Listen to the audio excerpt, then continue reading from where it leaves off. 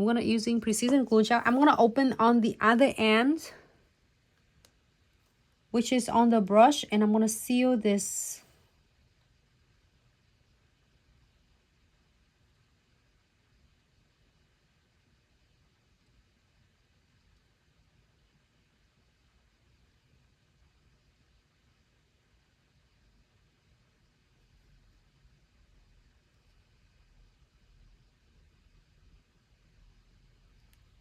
Okay, and then close this one.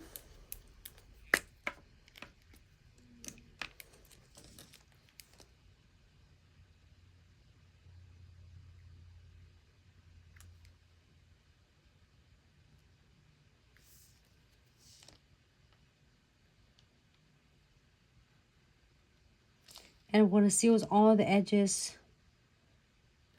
And if you're scratchy right here, you are going to squeeze just a little bit. Each time you are going to do is going to be a little bit. You don't need a lot. You can definitely seal it again as you prefer if you still feel like it's to have the gap.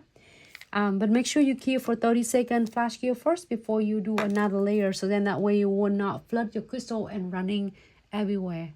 So we're going to go ahead and cure this one full cure.